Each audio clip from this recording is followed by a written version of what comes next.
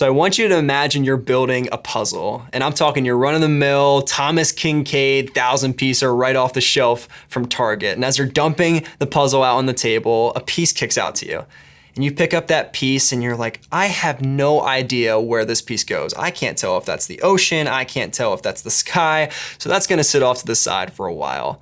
And that piece, and like every other piece in the puzzle, it has no purpose or context until there are other pieces surrounding it and showing the full picture.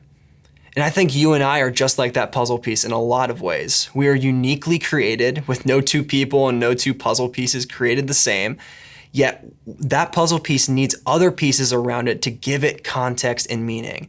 And we need relationships in our lives to help point us to our meaning and purpose in Jesus. And the early church understood this in deep ways. Paul writes about this a ton in Ephesians 2. And looking at verse 19 and then jumping into verse 21, we see Paul say this: "You are members of God's family. We are carefully joined together in him, becoming a holy temple for the Lord." You were created to belong to a spiritual family. Following Jesus is not meant to be a solo act. In fact, following Jesus by yourself is the quickest way to lose sight of him.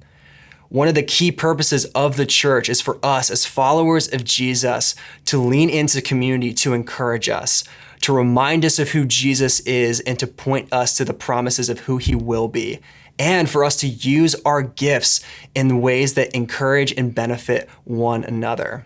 And in doing so, we get to live out our God-given purposes of loving God and loving people. And in doing so, we get a chance to experience the fullness of life that Jesus calls us to. So lean into your church community. Talk to people during a weekend gathering. Maybe get closer connected with them and start connecting during the week through a group or starting your own group.